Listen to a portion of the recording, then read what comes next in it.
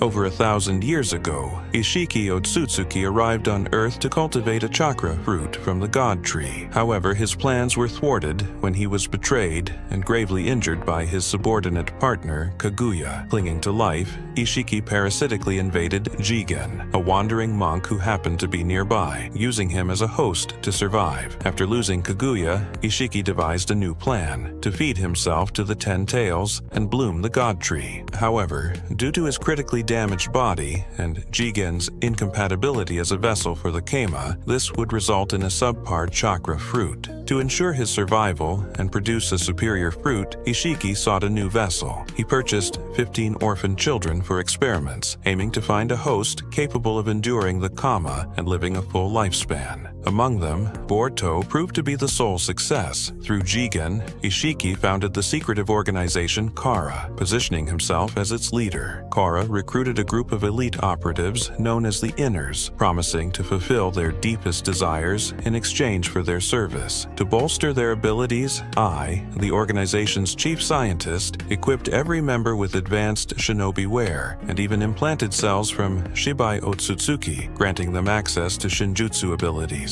The investment into Boruto's development was immense. Kara faced mounting pressure as both Boruto's preparation and the god tree's cultivation demanded significant time. Of the 14 children who failed, only Code survived, inheriting a white Kama, a variant incapable of resurrecting Ishiki but granting Code immense power. Code's unwavering loyalty earned him a place among the Inners as Ishiki's most devoted follower. When Kawaki Uzumaki became the vessel for Momoshiki Otsutsuki, the urgency of Kara's plans eased significantly. Kawaki's strong and healthy body, combined with his compatibility with the Kama, made him an ideal candidate to feed to the 10 tails. Using Kawaki as a sacrifice would yield a far more potent chakra fruit than Ishiki's original plans with his damaged vessel, Jigen. Kawaki's interactions with Boruto accelerated the decompression of both their Kama marks due to their resonance. However, within Kara, I harbored my own motives. My true objective was the eradication of the Otsutsuki clan. To that end, I created Kashinkoji, a clone of the legendary shinobi Jiraiya, to aid in my secret rebellion against Kara, orchestrating Boruto's escape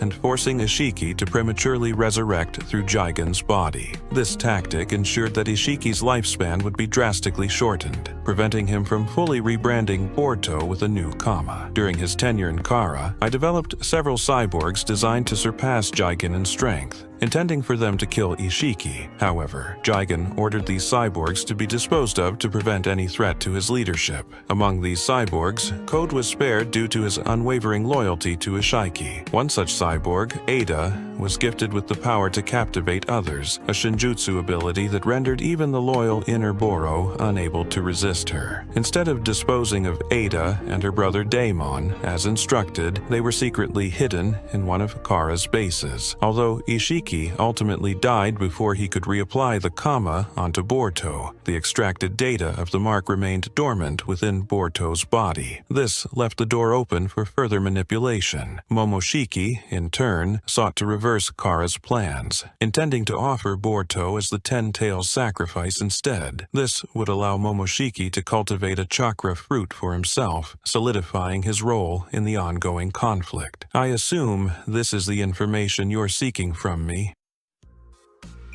So this is where you've been hiding. Or maybe it's more accurate to say, this is where your hints led me to find you? You are cautious one, I see, sending a shadow clone instead of showing up in person.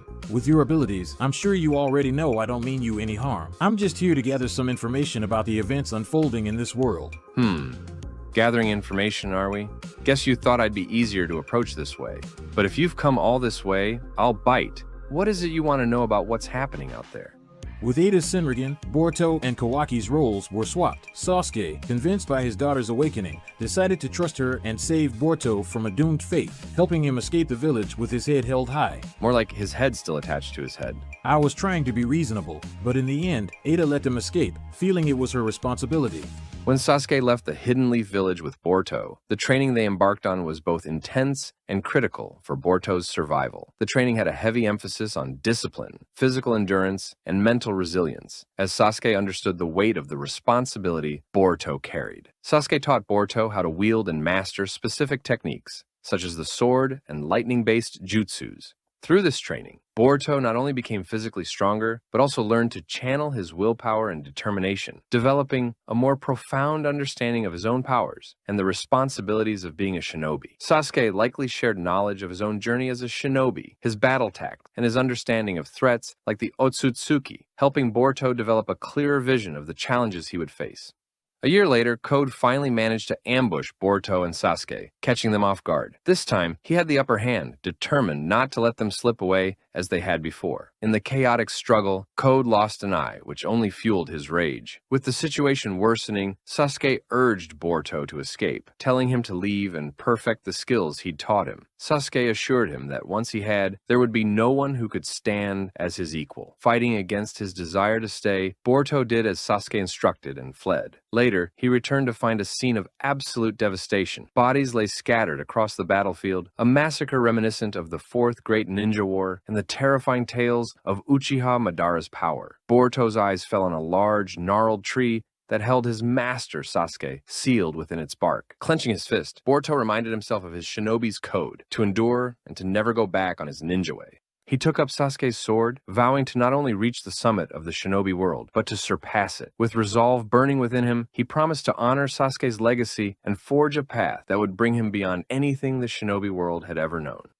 If Naruto was the child of prophecy, then what does that make his son? So much weight has been placed on his shoulders, it's no shock if he cracks under the pressure. And every generation has its own battles to fight. The threat they're facing now isn't something new, it's always been lurking in the shadows. His ancestors started preparing for this long ago. Perhaps it was fate that her bloodline would come together again, giving rise to two offspring with more potential than any shinobi before them. Boruto was out there alone, without Sasuke's guidance, trying to stay a step ahead of a Stone Village Anbu team hot on his trail. They'd cut off every possible escape, cornering him in a way that had him scrambling, looking for any break. It was clear he was running out of options, and that's when I reached out. I used a toad to communicate with him, told him the truth. He wasn't getting out on his own. Capture was inevitable unless he did as I said. Naturally, he hesitated, but with the Anbu closing in, he placed his hand on the toad, and I pulled him straight to my hidden sanctuary, camouflaged by genjutsu, a place even Konoha's finest couldn't see. Once he'd caught his breath, I laid out the truth about what's been happening in Konoha. Thanks to the Otsutsuki cells within me, I possess a foresight ability I call the 10 Directions, which lets me see into possible futures. I explained how I had anticipated the memory-warping jutsu that erased him from everyone's memories, twisting the village's mind into seeing him as an enemy. That's why I still remember who he really is. Boruto listened, and I could see the weight of it all settling on him. I told him about the futures I'd seen, where Naruto dies using Baryon mode, Kawaki becomes Ishiki's vessel, and the Ten Tails evolves into hundreds of beasts. The worst of these is a creature called Jura, a Shinju capable of killing him in multiple futures. He had a fire in his eyes after hearing all this, so I offered to train him, not just with the skills he already has, but with techniques I've seen him master in other timelines. I even hinted that there might be a way to save Sasuke. Boruto didn't need much convincing. He's ready to grow stronger, to protect those he cares about, and to face these dark possibilities head-on.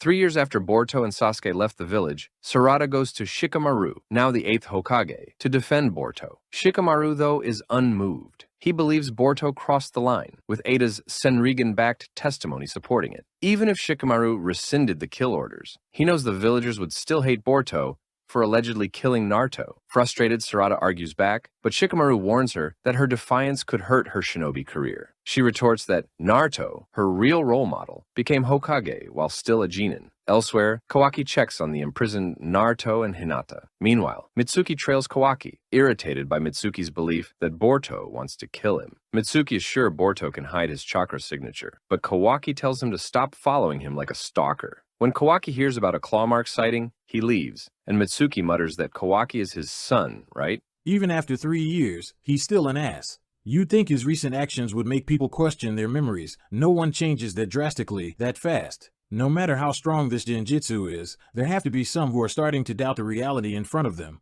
In many timelines, you'd be right, but in this one, it's all being played by ear. At the training grounds, Himawari spars with Chōchō Akamichi. Chōchō counters with a powerful fist that Himawari dodges gracefully, sending throwing stars in retaliation. Chōchō expands her body partially, creating a gust of air, moving out of the trajectory of the throwing stars, then surprises Himawari by launching upward and grabbing her, ending the match. Himawari has clearly grown stronger. She admits her strength isn't for pride. She wants to help Boruto, convinced he'd never kill her father and that her father is still alive. Kawaki, meanwhile, shrinks the newly found claw mark, but notices a suspicious one on a shinobi's neck, which he removes, realizing Code's plan may involve planting these marks around the village. Kawaki speaks to Shikamaru on his discovery that Code's claw marks could be on many of the shinobi and citizens of the village, so everyone would need to be screened. Suddenly, Code's claw grimes spawn and attack. Shikamaru orders an evacuation as Sarada and Kawaki jump into battle. Then, Code himself appears, confronting Sarada and claiming he's after Boruto. Sarada tells him Boruto left years ago, but Code reveals he's trying to draw Boruto out by attacking his friends. At that moment, Boruto seemingly arrives, stepping on Code's face and taunting him. Kawaki and the village censors immediately sense his presence, alerting Shikamaru, with Kawaki shocked by Boruto's sudden return. Code is stunned by Boruto's sudden reappearance and regrets not attacking Konoha sooner. Boruto confronts him, demanding he withdraw the claw grind, which Code scoffs at, thinking it's a bluff. He remembers Boruto fleeing 2 years ago, but Boruto's resolute glare shows he means business this time, promising Code he'll lose more than just his left eye. Boruto turns to Sarada, asking her to help the civilians, assuring her they'll talk afterward. Meanwhile, Shikadai paralyzes 3 grimes, giving Chōchō an opening to strike. As another grime attacks her from behind, Inojin arrives on an ink bird with Himawari, blocking it just in time. The grime slashes the bird's left wing, causing it to tilt and send Himawari tumbling. The grime lunges at her, but Kawaki swoops in, warning Inojin and Himawari to get clear as he strikes. Inojin catches Himawari just in time, while the grime, now on the ground, opens a Rinnegan and takes a keen interest in Kawaki. Himawari thanks Kawaki, who irritably reminds her to stop calling him Big Brother. The grime seems stronger than the others, jumping between allies before slamming Kawaki to the ground and calling him an Otsutsuki, while Shikadai paralyzes it again to keep it contained. Enraged, Kawaki activates his Kama and blasts it, but as more grimes converge, Kawaki stands his ground, ready to destroy them all. Meanwhile, Boruto, surrounded by claw grimes as Code grins, sensing victory is finally within reach. He sneers at Boruto, who stands calm and unshaken, his gaze focused. Confident in his upper hand, Code raises his hand, commanding the claw grime to attack, sending a wave of them surging forward, each one moving with fierce intent to overpower and consume their target. But Boruto effortlessly cuts down 6 grimes around him, leaving Code more on edge, starting to believe Boruto might be serious. Code dismisses the grimes as mere tools, unaffected by their numbers. But Boruto counters, warning that Code has no idea of the horrors that lie within the Ten Tails. Sarada skillfully takes down more grimes with her fire release, great fireball technique, and Chidori, drawing admiration from the Konoha shinobi, who marvel at her strength despite her Genin rank. She, however, is ambushed by a grime attempting to bite her, only for Soegi to intercept it and get bitten instead. To Sarada's horror, the grime transforms into a tree, consuming Soegi, with the same fate befalling another shinobi who was bitten. Code is well aware that the Ten Tails instinctively seeks to bite until it consumes an Otsutsuki, aiming to grow into a god tree. Boruto warns Code that his meddling has made these creatures more dangerous, urging him to stop them before they spiral out of control. Code is unfazed, still focused on his ultimate goal, to create a chakra fruit. Boruto, undeterred, makes a final offer. He'll spare Code if he reveals the Ten Tails' main body location, asserting that he'd rather give Code a chance to avoid a pointless death. Code, seeing Boruto's confidence as madness, as Boruto readies his Rasengan, Code recognizes the technique, dismissing him as a one-trick pony. But then, the swirling chakra envelops Boruto's entire body rather than just his hand, signaling that he's no longer using the same Rasengan Code remembers. Code initially thinks Boruto's new Rasengan might be a vanishing Rasengan, but quickly dismisses the idea. Using his claw marks, he tries to ambush Boruto from behind, but Boruto dodges. Code grabs Boruto's wrist, only for Boruto to block his other hand with his sword. Smirking, Code assumes Boruto can't land a hit, but Boruto calmly reveals that his technique is already working. Suddenly, a swirling energy begins to engulf Code. Boruto demands to know the Ten Tails location, warning Code that his time is running out. Code tries to attack again, but misses every time, bewildered by Boruto's uncanny movements. He considers the possibility of clones or genjutsu, but nothing seems to explain what's happening. Boruto strikes him with his new Rasengan Uzuhiko. Whoa, what the heck was that? That's the Rasengan Uzumiko. It's not just a high-level jutsu, it's devastating on every level. It doesn't just rely on chakra, it uses the planet's rotation as its power source. The planet's rotation? How does it even do that? The user syncs the jutsu's outer layer with the planet's spin, channeling that energy into the Rasengan. But here's the real kicker. It doesn't just hit the target, it severs their connection to the planet's rotation. Wait, what does that even mean? What happens if you lose that connection? Losing that connection is catastrophic. The planet's spin is tied to everything. Your balance, your internal chakra flow, even your ability to move properly. Without it, your body starts breaking down internally. It's like being trapped in a world that doesn't recognize you anymore. So, they're basically left paralyzed and crumbling from the inside out? Pretty much. And the worst part? There's no way to restore that connection once it's gone. It's permanent. Unless what? Is there a way to stop it? there are only two ways. Either the user cancels the jutsu themselves, or the planet's spin is forcibly stopped to interrupt the connection. Stopping the planet? That's ridiculous. Who could even do that? Exactly. It's why the Rasengan Uzumiko is considered almost unstoppable once it's unleashed. It's a guaranteed kill unless someone insanely powerful intervenes. Dazed, Code struggles to stand, his vision spinning uncontrollably. Boruto explains that his jutsu channels the rotation of the planet itself, causing damage as long as the world keeps turning. He offers to lift the effects if Code leads him to the Ten Tails. At that moment, Kawaki and Team 10 arrive with Himawari. Shikadai questions Boruto's intentions, but Boruto urges him not to interrupt. Code seizes the moment to escape, but Kawaki quickly shrinks his claw marks, cutting off his path. Shikamaru requests an update, and Kawaki reports that he's eliminated the remaining claw marks, meaning Code is trapped and weakened. Taking the chance, Code calls forth a claw grime from the mark on his face. Kawaki, noticing the claw grime moving into striking range, springs into action with precision. His transformed arm morphs seamlessly, thrusting through the grime's chest in one swift, brutal motion. Code, seizing this moment of distraction, darts forward with deadly intent on getting away, and vanishes through it. Shikamaru gives the order to eradicate all claw grimes. Meanwhile, Sarada and another shinobi examine the tree that envelops Soegi, confirming that he's alive but trapped within what they suspect is a defective god tree. Kawaki taunts Boruto for his Uchiha-style outfit, while Boruto expresses relief at seeing Himawari safe. Kawaki suspects Boruto returned only to meet his end, though Boruto insists he still has unfinished business. A concealed toad, hidden in Boruto's collar, sends a signal, alerting him that Code has returned to his base. Code stumbles past a tree with Bug, reaching the pen where an emaciated Ten Tails awaits. Another toad, Boruto planted on Code, relays the Ten Tails location back to Boruto.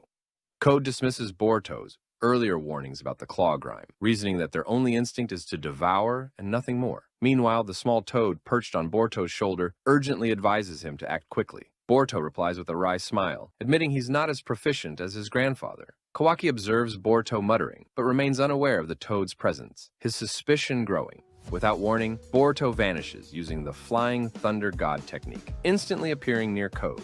The sudden move catches Code off guard, his shock evident as Boruto strides toward the pen where the Ten Tails was kept. To Boruto's surprise, the massive creature has disappeared. The toad on Code is equally bewildered, considering Code too drained to have orchestrated its removal. Then nearby, Boruto spots an eerie claw grime tree, its shape grotesque and ominous. A humanoid grime, who Code briefly mistakes for Bug, emerges. Boruto calmly corrects him, explaining that what stands before them is no ordinary grime, but a nascent god tree. The tree-like being lunges at Boruto, calling him an Otsutsuki, and mocking him for arriving as if to offer himself as sustenance. Boruto retaliates with lightning release, the crackling energy forcing the tree to momentarily retreat. Its arm mutates into a gaping maw, snapping hungrily at him. With a quick use of Flying Thunder God, Boruto teleports back to Code's side. Code stumbles, demanding an explanation for what's unfolding. Boruto rescinds the lingering effects of his Rasengan, Uzuhiko, granting Code a brief reprieve. Boruto then explains grimly that all those transformed into trees have effectively become god trees, altered by Code's reckless actions. As if to confirm Boruto's words, another god tree appears, its massive form hovering ominously above. This tree, seemingly sentient, addresses Code, deriding him for meddling with forces beyond his comprehension and allowing them to achieve self-awareness. A second god tree, resembling a harlequin, materializes and chastises Code further, accusing him of being perpetually used as a pawn. The toad advises Boruto to retreat, but he hesitates, scanning his surroundings. From the corner of his eye, Boruto spots yet another god tree approaching, its malevolent intent palpable. Back in Konoha, Kawaki delivers a detailed report to Shikamaru, recounting his observations of Boruto's pursuit of Code. Kawaki raises suspicions of someone within the Konoha barrier team covertly aiding Boruto, though Shikamaru dismisses the notion, citing the thorough monitoring of communications. Sarada arrives mid-discussion, adamantly refuting Kawaki's theory. She argues that Boruto drove Code away and proposes confirming the events with Ada.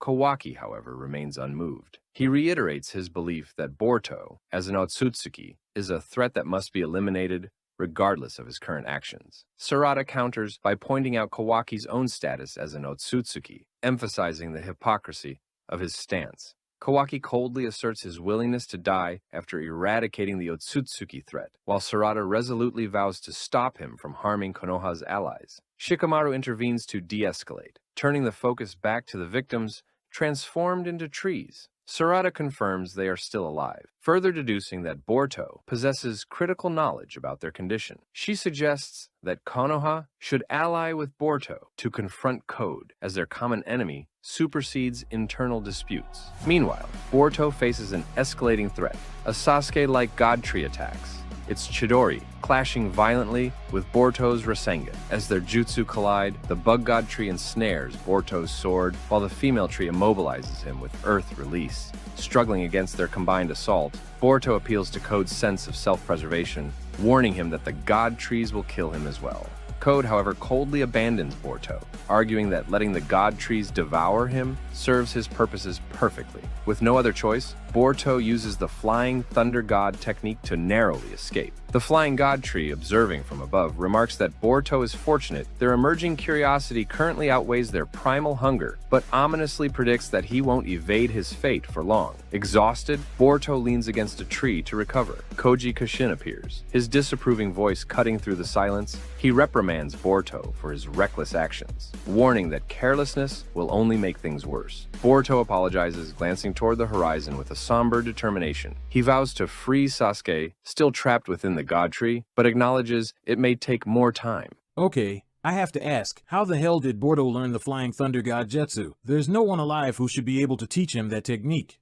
This one's a bit tricky to answer, as it's not the true Flying Thunder God Jutsu created by the second Hokage and perfected by the fourth. Instead, it's a variation Boruto developed himself, leveraging the Otsutsuki clan's natural adaptability with space-time ninjutsu. Alright, now you're sounding like Kobe Bryant in that Kanye West commercial. I have no idea who those two are, but Boruto's future self took around 6 years to develop and refine through trial and error. Inspired by his grandfather, Boruto devised his own imitation of the Flying Thunder God Jutsu. While it produces nearly identical results, Boruto's version is technically a separate technique with distinct limitations. Boruto's technique allows him to teleport to metal objects he's previously marked with his chakra, enabling instant movement to those locations. He specifically uses metal objects, such as weapons, accessories, and even utensils, because of their superior chakra conductivity. Teleportation is easier and more accurate when the objects are within his visual range. For long-distance jumps, however, the process becomes more challenging. If the objects share similar shapes, Boruto may struggle to distinguish between them. To overcome this, he prepared a variety of uniquely shaped metal items that serve as distinct markers he can visualize for accurate teleportation, even over great distances. It's pretty interesting how he combined his Otsutsuki teleportation abilities with the Flying Thunder God Jutsu concept. The use of metal objects as markers makes a lot of sense, especially since metal conducts chakra well. With only a rough grasp of how the jutsu functioned, he was able to replicate its complex mechanics in just a few minutes. He felt confident that, through his relentless efforts, this world would have a chance at a better future, even if it would take time to fully manifest. Konohamaru finds Team 10 by a tree that grew around Moegi, who was bitten while protecting a mother and child. Her students and Konohamaru vow to find a way to release her. Matsuri, sensing their sadness and rage, informed Jura, who finds it as proof of her individual awareness being stimulated, despite all of them being the same biological entity who wishes to consume Otsutsuki. Mamushi and Hidari discuss the origin of their feelings. Jura, oddly enough, wishes to devour Naruto, attributing the desire to eat a non-Otsutsuki to their differing evolution as god trees. Ada watches them as Jura instructs the others to listen to their inner desires to find personal targets. Matsuri determines Konohamaru is hers. Ada speculates that these god trees were created by the chakra of those eaten by the claw grimes. Bug's god tree perceives her watching them and declares her to be his target, startling her during her meal with Daemon. Sumire discusses Boruto's return with Amato. Recalling his objective, Sumire asks if his death doesn't run counter to restoring his daughter. Amato understands her question and points out how curious it is that no one knows who modified Kawaki's body. He recognizes his own work in Kawaki, as well as the comma containing Akibi's information. This physical evidence contradicts his memory of events, leading him to believe his memory was tampered with, as Kawaki is the one with Akibi's information in his karma, which should be Momoshiki. Watching the conversation, Sai asks Shikamaru's opinion on it. Elsewhere, Sumire informs Sarada of Amato's awareness of his memory being changed. Boruto approaches them, telling him Sasuke doubted his own memories to save him because of Sarada. She hugs him, telling him he's late and calling him an idiot. Boruto apologizes and says he's home. Shikamaru sits in a formal meeting with Koharu and Homura, who express their growing concerns over Boruto's return to Konoha. Homura begins by questioning Boruto's intentions, implying that his reappearance could destabilize the already fragile political standing of the village. Shikamaru admits he has no clear read on Boruto's motives, but emphasizes that Boruto's intervention was critical in driving Code back. Homura remains unconvinced, stating that Boruto should still be eliminated to restore Konoha's honor after the alleged attempt on Kawaki's life, and to appease the daimyo, whose approval is crucial for the village's funding. Koharu shifts the topic, urging Shikamaru to officially accept the title of Hokage permanently. She reminds him that 3 years have passed, his own suggested trial period. She argues that his hesitancy weakens his standing in the Land of Fire and diminishes Konoha's influence with other villages. Shikamaru deflects the suggestion, promising only to report back after further deliberation. Back in his office, Shikamaru discreetly requests Ino to personally deliver him old mission logs. As she exits, he establishes a secure telepathic connection with her, ensuring that no one, neither Ada, Amato, nor Kawaki, can listen in.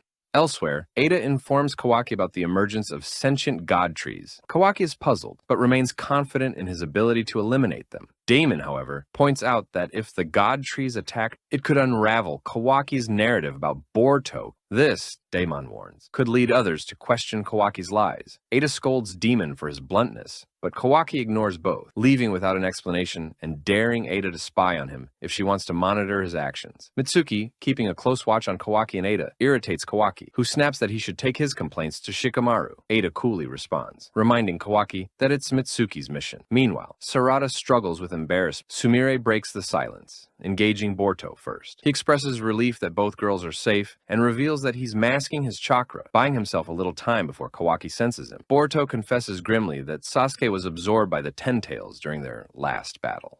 Kawaki eventually senses Boruto's presence. Mitsuki, alert, prepares to intervene, summoning a snake. Boruto blames himself for Sasuke's fate, acknowledging that Sasuke sacrificed himself so Boruto could escape. Sumire asks why the Claw Grime are attacking those who aren't Otsutsuki. Boruto explains the life cycle of a Ten Tails, designed to evolve into a god tree only after consuming an Otsutsuki. He suspects the Grime's abnormal behavior stems from their hybrid nature, tied to Code's Kama, which carries remnants of Ishiki's chakra. Mitsuki reports Boruto's presence to Shikamaru, leading to the realization that Boruto can suppress his chakra signature, just like Kawaki. Mitsuki suggests using Ada to pinpoint Boruto's exact location, but Shikamaru shifts the focus to Kawaki's state. Mitsuki reveals that he subdued Kawaki with a snake bite. Boruto elaborates on his theory that the Claw Grime's connection to Code's Kama catalyzed the premature evolution of the god trees. He speculates that although Code isn't an Otsutsuki, his Kama carries enough Ishiki DNA to influence the Ten Tails.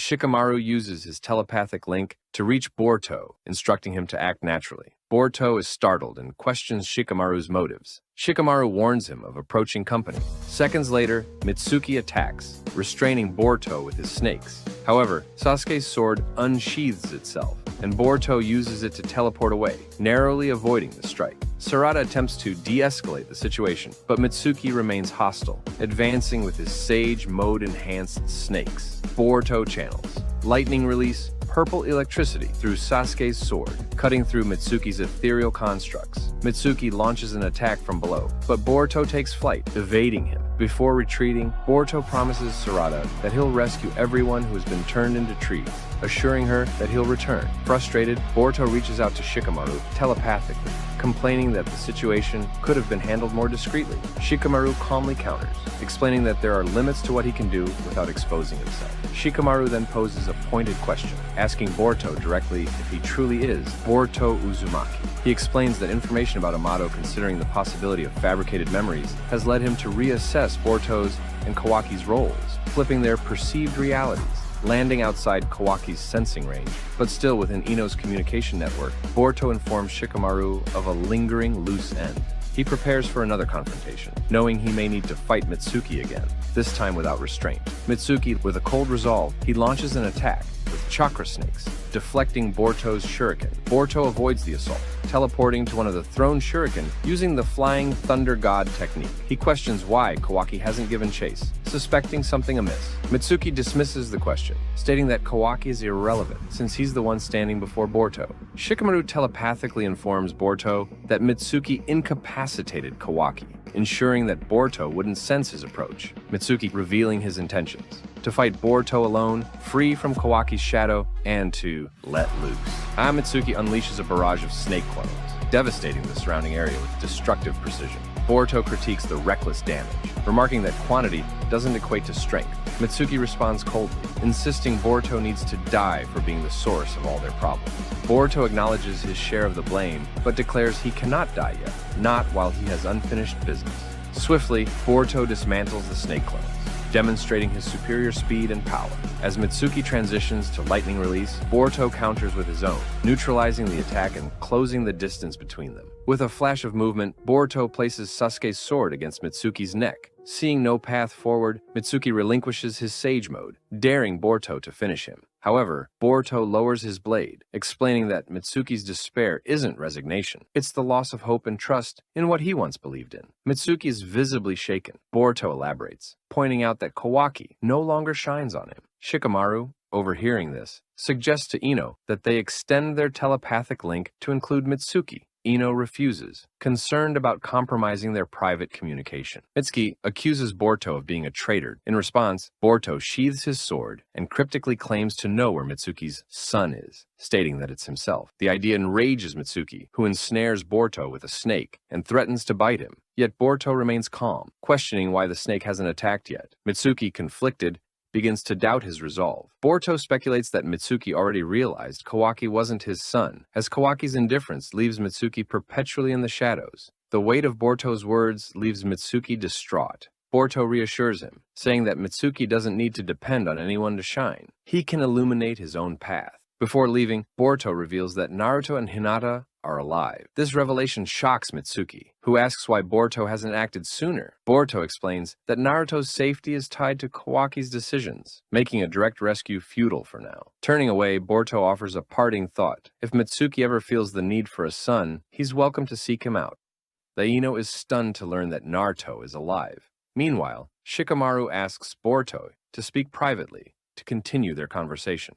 At Ada and Demon's hideout, Kawaki wakes up and immediately asks about Mitsuki.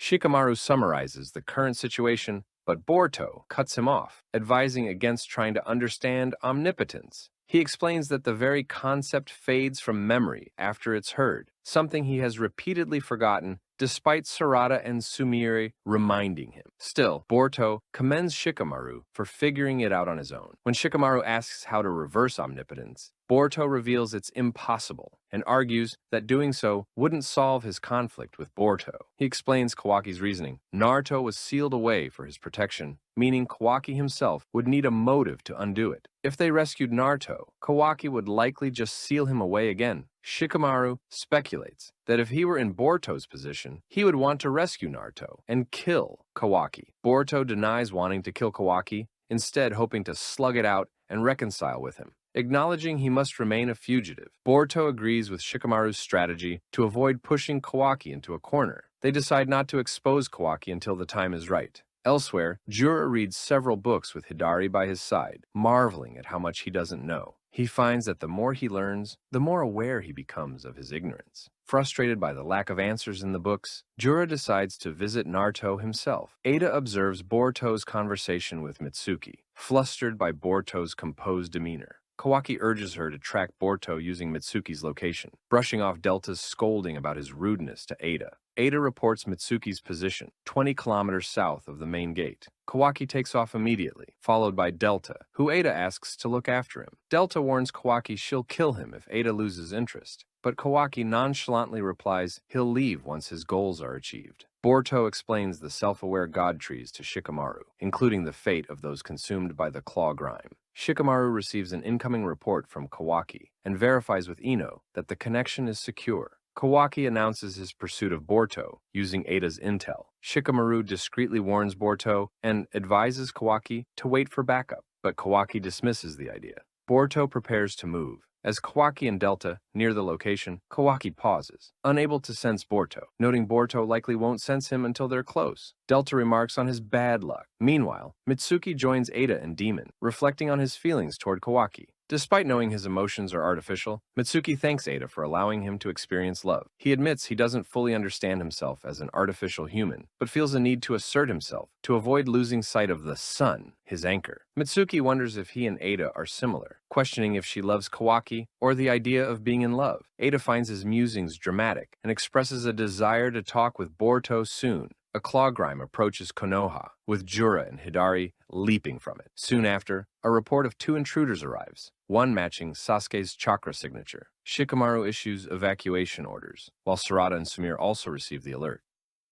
Strolling into the gates of the Leaf, silent alarms are going off everywhere. The 2 god trees are temporarily stopped, but a squad of Leaf shinobi. Shikamaru gives evacuation orders. Ada contacts him to let him know that the intruders are Ten-Tails, apologizing for not reporting them earlier. Jura and Hidari quickly dispatch the guards. Jura, intrigued, detours into a bookstore. Driven by an insatiable curiosity for knowledge, he suppresses his primal urges, focusing entirely on the pursuit of understanding. Outside, Hidari stands alert, only to react sharply as Kawaki and Ada launch a sudden ambush. Jura emerges from the bookstore, his calm demeanor contrasting the brewing tension, and warns them sternly, "Not here. This is a precious resource." As Kawaki ignores the warning, Jura moves to imprison him, skillfully executing his technique. Yet Kawaki, undeterred, breaks free in a display of raw power. Jura, unshaken by this defiance, observes Kawaki's next move, with a composed yet calculating gaze as Kawaki charges forward, attempting to subdue him. However, Jura's attack bypasses Kawaki's body modifications, leaving him injured. Jura tells Kawaki to stay put, declaring he's not ready to be eaten yet. As Delta checks on Kawaki, Jura senses Naruto, explaining to Hidari that as an incarnation of a tailed beast, he can detect tailed beast chakra. Meanwhile, Sarada recalls Boruto's explanation about Sasuke and wonders who the intruders might be. Team 10 and Himawari mobilize but are intercepted by the god trees. Jura grows confused, finding Himawari instead of Naruto. Shikadai reports the encounter to the censor team and requests backup. Pulling a book from his cape, Jura cross-references information on Shikadai's identity. When Shikadai sarcastically asks if Jura wants to leave a message for the Hokage, Jura shocks them by revealing they were tracking Naruto through the Nine-Tails chakra signature. Shikadai quickly stops Inojin from mentioning Naruto's supposed death. This confuses Jura, who is delighted that the situation raises even more questions. Jura attempts to ensnare Himawari in a tree, but Shikadai counters with his shadow paralysis, giving Inojin time to pull Himawari to safety and Chōchō time to catch her. Impressed by their teamwork, Jura clarifies he has no ill intentions toward Team 10 unless they continue interfering with Himawari. Shikamaru contacts Shikadai, who updates him on the god tree's interest in Himawari. Confused by their focus, Himawari wonders why they're targeting her. Elsewhere, Amato worries about Kawaki and speculates on Jura's nature. Koji informs Boruto that the god trees have moved, signaling the toad to teleport him. Meanwhile, Jura explains why they are after Himawari, further confusing Team 10, who believe the Nine-Tails was dead. Jura intends to get his answers by devouring devouring her.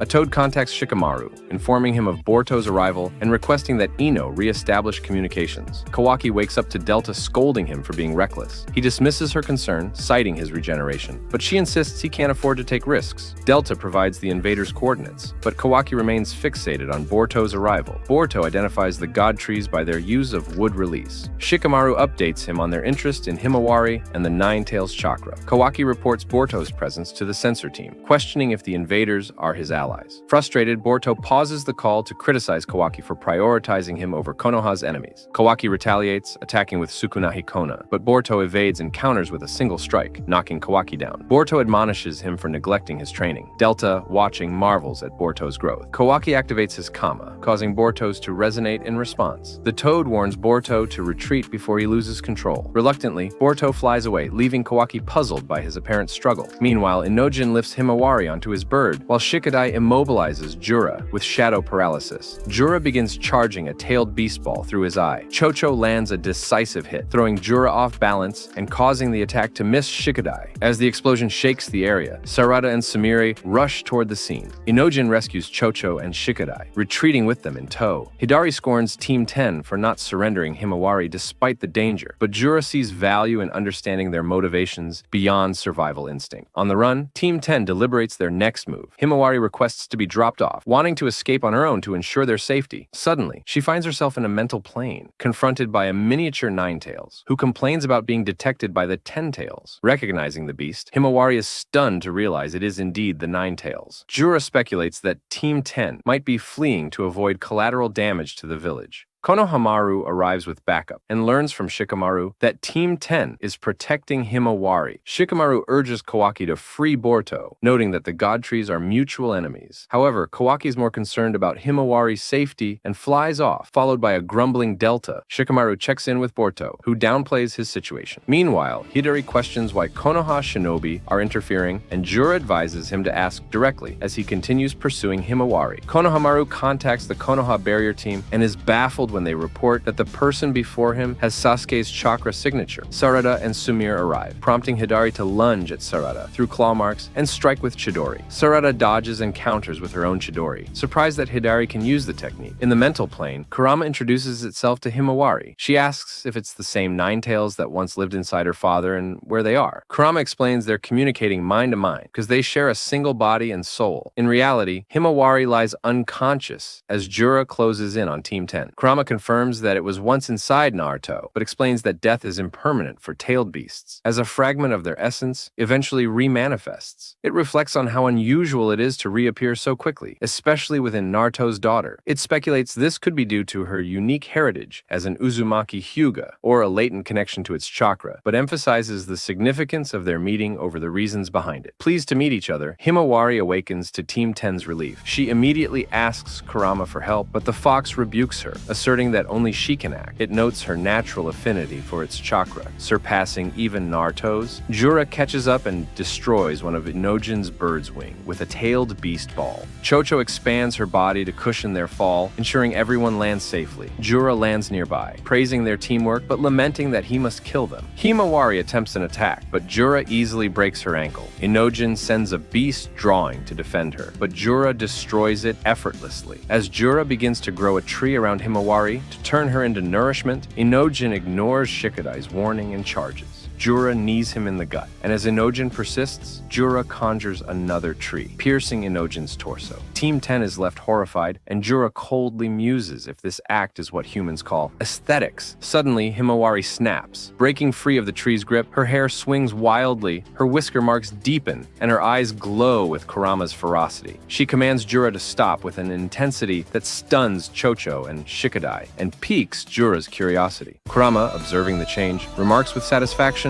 "She's finally snapped. Let's see how far we can go together." Jura observes Himawari's newfound power, attributing it to Kurama's chakra, yet remaining intrigued by its unique manifestation. Shikadai notes that her previously injured leg appears fully healed, demonstrating her enhanced abilities. Himawari uses her hair to remove Inojin from the tree, healing his wound as she places him down. However, she admits uncertainty about whether he is fully recovered and instructs Shikadai and Chōchō to take Inojin to a medic. When questioned about her sudden power, Himawari confesses she doesn't understand it either, but resolves to face Jura alone. Chōchō hesitates to leave her behind, but Shikadai supports Himawari's decision, earning Jura's respect for their teamwork. Though nervous, Himawari stands firm, reasoning that it's what her father and brother would do. Chōchō reluctantly agrees, but makes Himawari promise to try a new pancake house together, later before retreating with Shikadai and Inojin. Jura watches them leave, pondering the mysterious motivations behind their actions. Curious about what triggered Himawari's power, Jura hypothesizes that Inojin's self-sacrificial act may have played a role. Before he can dwell on it further, Himawari delivers a devastating punch, sending him flying. Regaining his composure mid-air, Jura retaliates by charging a tailed beast ball in response to the one Himawari prepares. The resulting explosion catches Team 10's attention as they move to safety. Jura grows increasingly impressed by Himawari's rapid growth and decides to exert more effort, inspired by her strength. It seems Boruto wasn't the only Uzumaki who took their training seriously during the time skip. But who would have thought Himawari would go as far as inheriting Kurama? With this revelation, her growth rate and abilities could surpass all known Jinchuriki who hosted the Nine Tails before her. One significant advantage would be the synergy between Byakugan and Kurama's negative emotion sensory ability. Together, they create an unparalleled tracking system.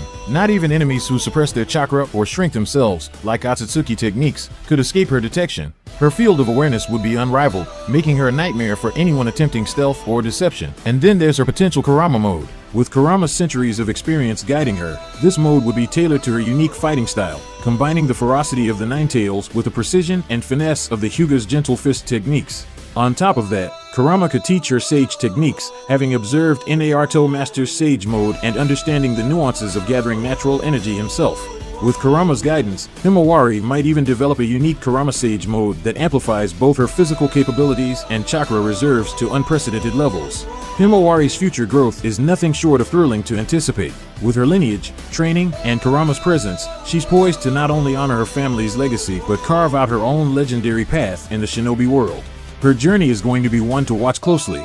Meanwhile, Sarada assesses Hidari's wound, suspecting it's fatal, and offers to ease his suffering in exchange for answers about his abilities, particularly how he wields Chidori. Hidari surprises her by healing himself through claw marks, and questions whether her eyes are Sharingan. Recalling Jura's explanation, he deduces the Sharingan is essential to properly control his attack. Konohamaru demands answers about Hidari's connection to Sasuke, but Hidari insists he doesn't know, explaining his purpose in Konoha is to uncover his identity. Suddenly, Hidari targets Sarada, plunging his hand through a claw mark to strike her with a lightning release. As one shinobi attempts an earth release attack, Hidari counters with fire release, severely burning his opponent. Konohamaru steps in with a Rasengan, but Hidari evades it, slipping behind him via another claw mark. Konohamaru quickly counters, blocking Hidari's Chidori with a wind release barrier. Sumire tries to support Sarada, but Hidari knocks her unconscious. Paralyzed by the lingering lightning release, Sarada is left vulnerable. Elsewhere, Jura gains the upper hand against Himawari, marveling at how her regeneration resembles that of a tailed beast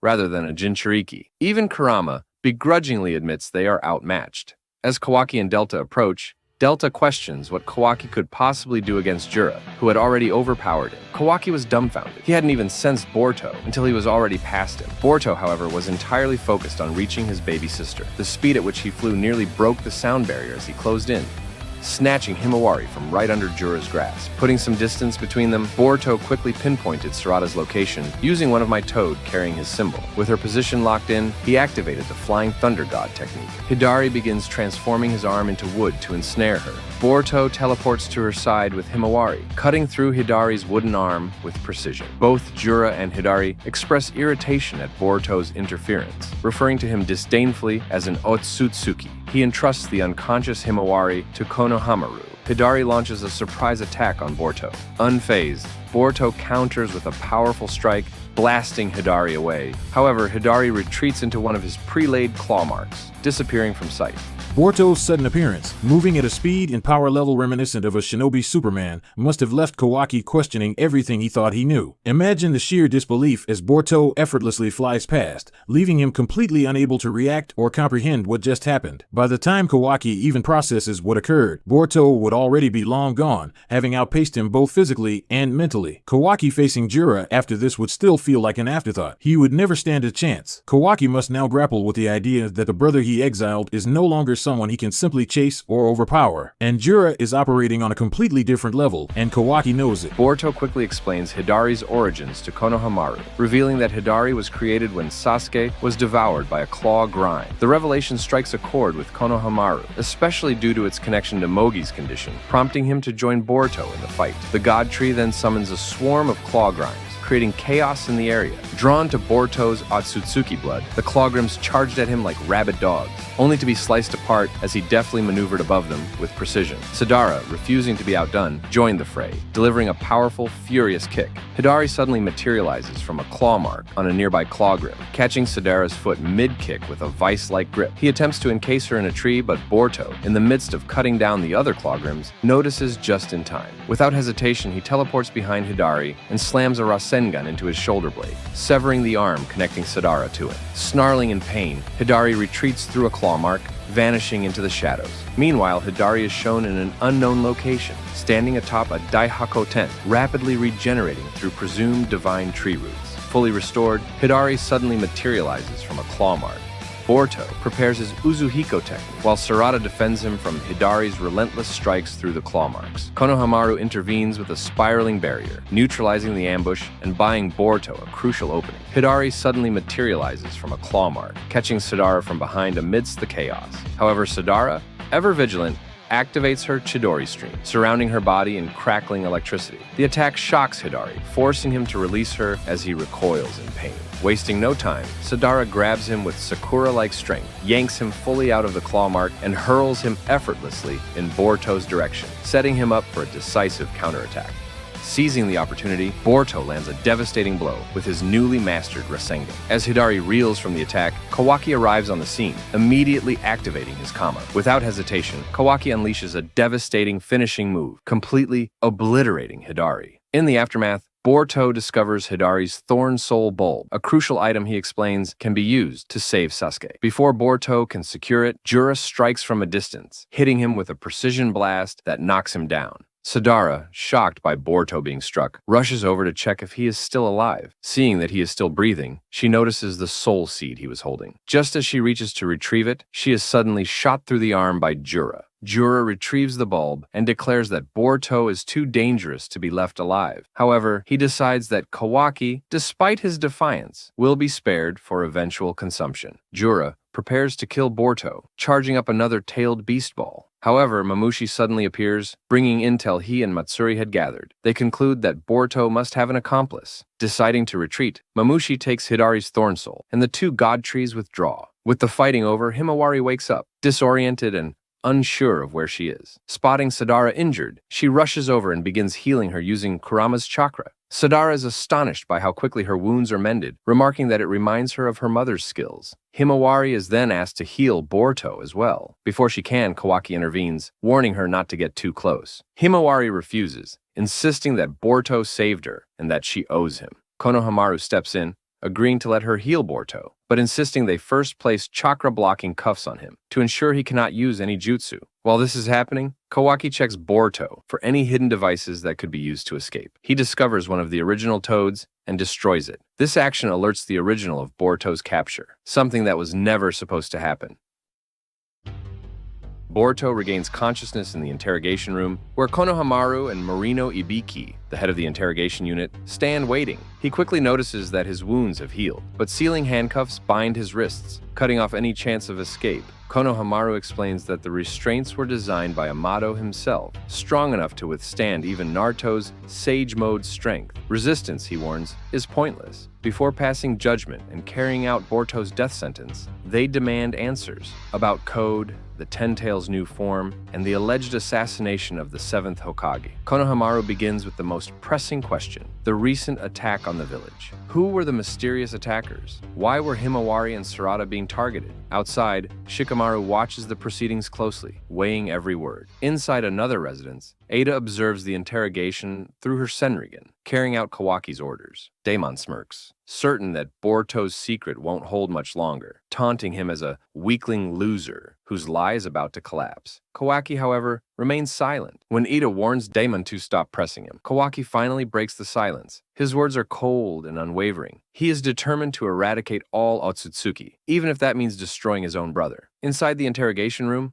Boruto explained that the divine trees inherited their personalities from those the Ten Tails had devoured, which was why they targeted individuals connected to their base models. Hidari, born from Sasuke, hunted Sarada, while Matsuri, tied to Moegi, pursued Konohamaru to his surprise. Amato concluded these creatures were driven by the instinct to consume knowledge itself, gaining information through devouring. Boruto agreed, urging them to focus on Jura, the only one without a base model, created directly from the Ten Tails, and likely the true mastermind. His words, however, met only with suspicion. Ibiki, Konohamaru, and the elders Homura and Koharu demanded to know his informant, but Boruto refused, saying he had sworn to protect the man's identity. The elders warned him that his execution was certain. If he cooperated, his death could be swift. If not, it would be painful. Koharu pressed Boruto directly, asking why he had killed the seventh. Boruto answered truthfully, insisting that Naruto and Hinata were alive, though he kept Kawaki's role hidden, just as Shikamaru had instructed, until it's the right time to reveal the truth. Even so, Shikamaru struggled with doubt. Omnipotence clouded his judgment, making it hard to trust Boruto fully. Yet something deep inside resisted the illusion, and the idea that Boruto and Kawaki had switched places continued to gnaw at him. As the interrogators grew harsher, Shikamaru tried to intervene by reaching Boruto through Ino's mind transmission jutsu. He pleaded with her as a friend, but Ino refused, choosing loyalty to the village's law over personal bonds. Ibiki's patience finally snapped when Boruto refused to give straight answers, and he resorted to brute force.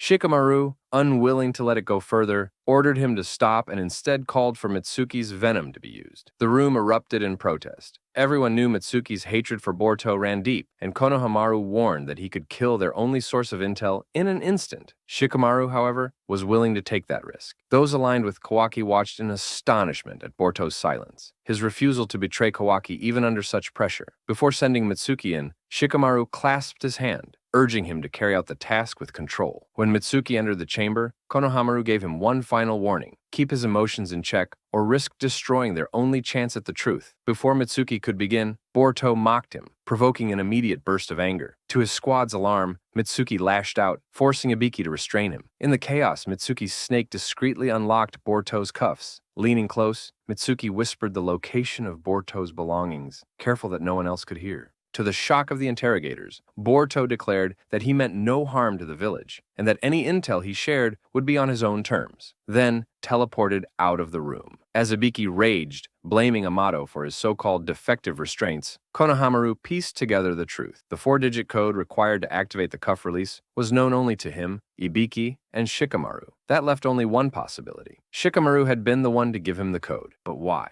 Elsewhere in the village, 2 guards stood watch over Boruto's belongings when he suddenly appeared before them. With a casual smile, he thanked them for keeping his things out in the open. It saved him the trouble of searching. Then, just as quickly, he vanished, leaving the guards speechless and struggling to comprehend what had just happened. The counselors wasted no time in scolding Shikamaru, condemning his reckless decision that allowed Boruto to escape. They warned that his failure would bring real consequences once the other villages learned of it. Before the weight of their accusations could settle, Sadara barged in, demanding to know about Boruto. To have Shikamaru inform her, he escaped. Before she could respond, a call arrived from Kankuro of the Sand. His voice carried grim news. Gaara had been defeated, and Shinki had been devoured by the Divine Tree. Moments later, the newest member of the Divine Tree people was revealed, its face and personality unmistakably shaped from Gaara's adopted son. The newest Shinju rose before the others, his voice uncertain as he repeated the name he'd heard them call him, Ryu. He asked if that was truly his name. Jura, calm and composed, confirmed it was. He explained that he had chosen the name himself and that it held significance, a key to uncovering Ryu's true identity. Ryu bowed his head in gratitude. As the others watched, iron sand began to swirl around his shoulder, coalescing into a tentacle that slithered down the side of the cube he stood upon. The sand reached out, probing, until it uncovered a hidden eye. Someone had been spying on their gathering. With a sudden pull, the intruder was dragged from his hiding place. It was Code, concealed within the cube, now exposed to them all. Jura stepped forward and calmly introduced the captive. "His name is Code," he said, "and it is to him that we owe our existence." Code, struggling against the sand's grip, growled in protest. "Let me go," he demanded. "You owe me more than your existence. You owe me your loyalty. He sneered at the Shinju,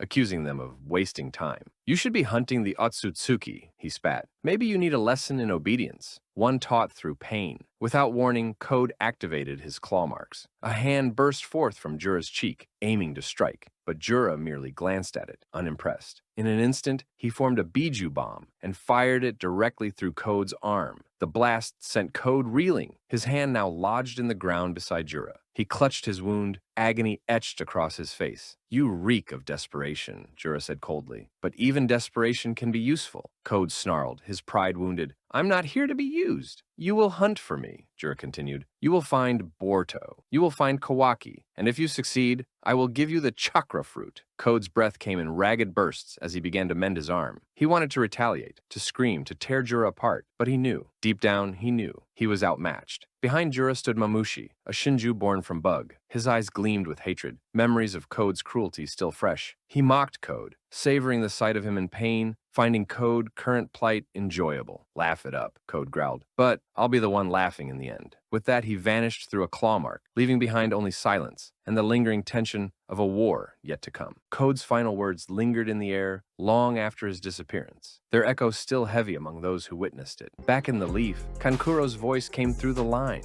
as he recounted the nightmare that led to Gaara's fall. At the old fortress, Gaara stood at the heart of the chaos. His robes were shredded, his body bleeding and bruised, yet his will refused to break. With a sweep of his arm, he sealed his son, Shinki, and the rest of Team Shinki inside protective domes of sand. Matsuri led them. Under her command, the claw grime poured through the halls, searching for Boruto and his allies. Gaara, desperate to send the next generation away, launched Team Shinki to safety, but Shinki refused to run. Freeing one of his hands, he tore free from his father's sand with a violent surge of iron. It's you they need, not me, he said, his voice steady. Raising his hand, he unleashed the magnetic particle barrier palm. The air screamed with power. Iron sand exploded outward, swirling into a storm that encased Gaara in an unbreakable shell. Forgive me, father, Shinki shouted, his voice echoing through the collapsing stronghold. Then, silence. The seal locked. Only Shinki could break it. The claw grime turned to him instantly, twisting, merging, encasing Shinki. When the dust settled, Shinki was transformed. Gaara, now sealed and unconscious, remained, saved by the son who gave everything to protect him. Kankuro informed Shikamaru not to tell his sister about the matter before ending the transmission. Shikamaru then instructed the two girls that if Boruto reached out to them, they were to notify him immediately, as any information provided by Boruto was to be considered classified and for his ears only. After they left his office, neither of them realized that Shikamaru already had a direct outlet to Boruto's source of intel. Elsewhere, Boruto sat atop the Hokage monument, on the face of his father, gazing down at the village he once called home. He was waiting for someone he knew would come. Kawaki arrived, his presence tense but not hostile. It was the first time they had spoken face to face since Boruto left the village, and the air between them was heavy with history. Boruto didn't attack. Instead, he spoke calmly, asking if Kawaki was alone. Kawaki replied that he was, though he couldn't be sure if Ada was watching. Boruto began warning Kawaki about the growing threat of the divine trees, especially Jura, whose intelligence and power surpassed anything they had faced before. Kawaki listened, surprisingly without hostility. He didn't deny the danger, but remained skeptical of Boruto's intentions. Boruto told Kawaki that the village was in danger, and that their personal feud had to be set aside. He urged Kawaki to have Amato remove his limiters, because, as he was now, he would die. Amato, listening in, was shocked by how much Boruto knew. He began calculating how Boruto could have learned such details about him, and concluded that Kashin Koji must still be alive, though his whereabouts remained unknown. Kawaki didn't refuse Boruto's request, yet remained firm in his resolve to seal Naruto and rewrite reality to end the Otsutsuki threat once and for all. There was no handshake, no truce, only a silent understanding that the danger they faced was greater than either of them.